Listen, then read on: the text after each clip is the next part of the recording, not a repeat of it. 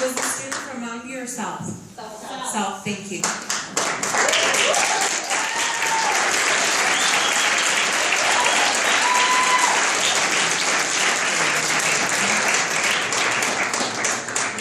My name is Samantha and I'm a sophomore at Sophmore High School. So first I'd like to thank Stephanie for coming out here and speaking also on my behalf and on behalf of my peers.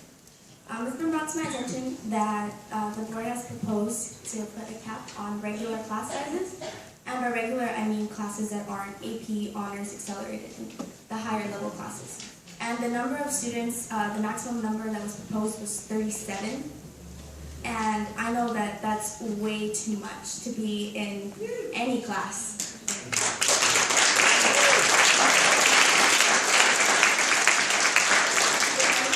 The class sizes that should be limited should be the higher classes, AP classes, because in my AP class, there's 38 kids, if not more, in that class, and it is chaotic. I've even had to step out of the classroom and go to the library to finish an assignment because it was too chaotic. And most of the one-on-one time is taken away by just class control, by telling them to be quiet or do their work. And that goes to regular and the higher classes. Just because we're higher doesn't mean that we have anything more than the regular classes. We still need the same smaller classes and the same one-on-one time with our teachers. And it's sad to know that our requests are being ignored by the people that are supposed to be helping us improve our education and improve our environments.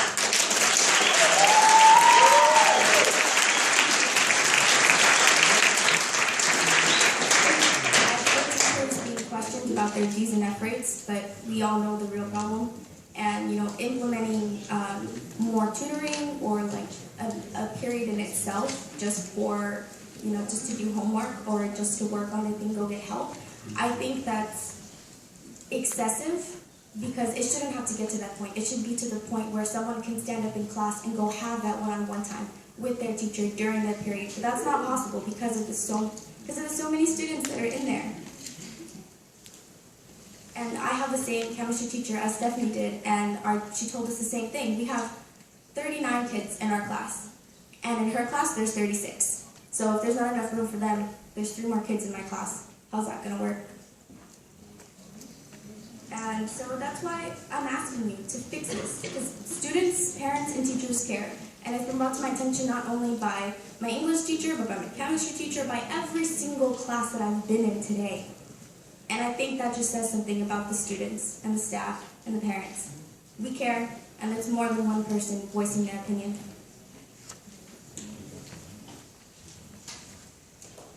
And until this problem gets fixed, and the problem being that there's too many students and not enough teachers, nothing's going to improve.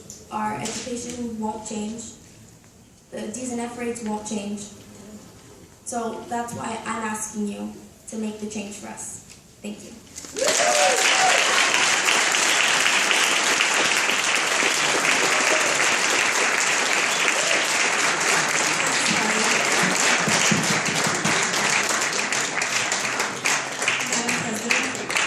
Madam President? Yes? I have a question, ma'am. Yes? So if you wouldn't mind coming back up to the podium, I just briefly want to ask, and are you aware of who your Student Advisory Council member is? At your site? And the only reason why I ask, and I appreciate and I love that you guys are here today speaking up. And the inception of the Student Advisory Council, which was 3 years ago, is where you have representatives from each side who come together on a monthly basis and they share their concerns. And this is the kind of stuff that when we created the Student Advisory Council that we were looking for. We want you to be able to voice out. We want you to come together as students, as a student body.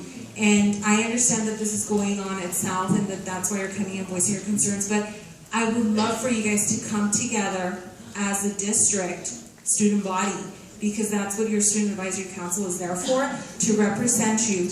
This is your Student Advisory Council trustee from Rosemead, but you have a Student Advisory Council member at each site.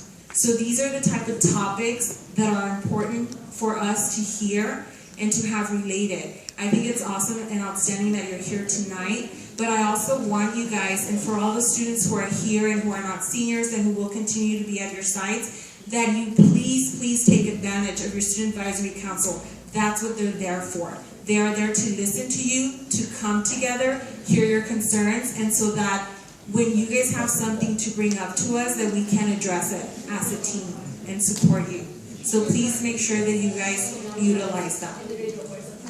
Thank you for coming tonight. But I also want you guys to unite. Can I make another comment? Sure, thank you. I would like to say that, as I understand that you want us to work as a whole, but this is just my individual representation, so I'm letting you know that it's not just the student advisor, or that it's not just these group of kids, it's everyone else, even people who aren't involved in that are even noticing this. So, thank you.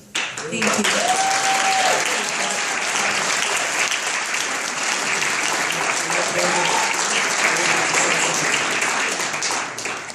Leah, can you come back up? I also have a comment. Sorry.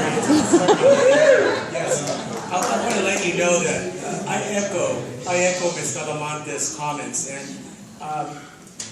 there are some students that come to the meeting regularly, and I want to tell you this, okay? And sometimes this doesn't sit well with some people, but I'm okay with saying it, and I will say it for as long as I sit on this seat, that you are our #1 consumer. Okay, all of us that sit here, we work for you and we work for your parents. You are my #1 priority, #1 in the entire school district. So what Ms. Talamante is saying is that, yes, you're speaking for yourself, but if there's other people that feel the same way, find out. We have a principal here. You're from South Norte? Okay, who is your student rep? Do we know who the student rep is? New reps. Okay, so you go to Dr. Avina, get that name, put it on Twitter, social media, tell everybody who that person is, so that then they can communicate, and there's a vehicle or there's a place where you have a voice, and then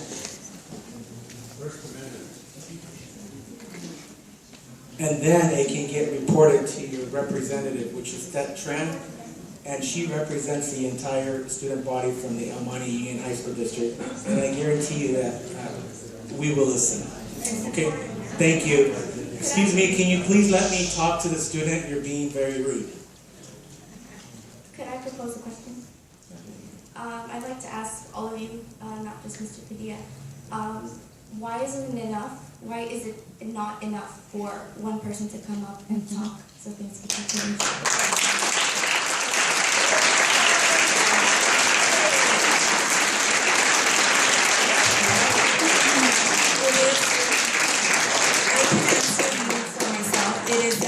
And that's why I said that I really appreciate you being here and voicing your concerns tonight. But what it does when you guys are working together is that it can create for a committee and to see, okay, what other sites are experiencing the same, how can we best address this, and for us to create a plan of attack for this and to best support you. It's, it's really important, and the First Amendment is right, somebody said that out there. So by no means misconstrue this, because I think you've all heard me say this before. I really appreciate it when you come and attend and participate and share your concerns, because a lot of times we don't know until you're here and you share with us. I know that there's been assumption that we know it all and that we hear it all, but we don't. A lot of times, we're ignorant of what's really going on out there. When I heard right now about the lack of seating over at South Lomani, this is an issue that happened 2 years ago that was brought up to my attention by a student, and at the time Dr. Avina was not the principal, and I share this with you so that you know that all it takes is just the one student for us to move forward with investigating, finding out what's going on. But I also wanted to ensure, because we do have an audience tonight, that we make it known that that's what our Student Advisory Council is there for too, because I don't think that it's being utilized to its maximum potential as far as being a representation for student movement, if you understand what I mean. But going back to what happened 2 years ago, when that was brought up to my attention, I had the opportunity to go during a back-to-school night, because it was right at the beginning of the school year, and I went and visited the particular classrooms that they were concerned about and found that to be true, and immediately by the next day our superintendent called and things were rectified. So it is important, and your voice matters, your one voice being here tonight, because we will definitely take action. But I didn't want to miss the opportunity to once again point out, because like you said, you didn't know who your Student Advisory Council representative was, to miss that opportunity since we do have a captive audience, because people will leave after public comment. And then we won't have that ability to share and to connect so that you guys have that medium and that venue to come together. You know, I've said this before and everybody has heard me. Our teachers have a bargaining unit. Our CSEA has a bargaining unit. You don't. We are it up here for you guys. But that's why you also have your Student Advisory Council who can represent you. Does that make sense? That's what I was trying to get across, because I want to make sure that it's known. I don't think that even after 3 years of having our Student Advisory Council and having a student trustee, that it's well known or utilized. We did have some really good things come up that were brought back from the Student Advisory Council in the past, like the lack of restrooms being open for students, how students have to run from one end to the other, and all those things were rectified. So I think it's really important when you guys come together as a unit, because it makes you that much stronger. There's also a survey, Mia. There's a survey that Trent you can exchange information with her. That I don't know if you were aware that they surveyed students. Did you take that survey? Yeah, just exchange information with that Trent, or get the information from, ask your principal, Dr. Venus, who's going to operate with Dr. Bristol. And there's a survey out there because, like Ms. Salamante says, we're interested in knowing what the needs of our main consumer are. So one voice is enough, but we want to establish that collaboration among your peers. Because if it's not just you that feels that way, we want to know what everybody else at your facility, at your school site feels. You know, Rosemead is different from Arroyo. Each high school is its own community. So I echo again what Ms. Salamanta says, one voice is enough, your voice is enough. But it starts with you and then it trickles to the rest of your peers. So thank you for being here today and for expressing yourself so eloquently. You're a beautiful young lady, and I know that it's very difficult to come before a packed house of adults and your peers and stand up here. Thank you for doing that tonight. I appreciate it. Thank you very much.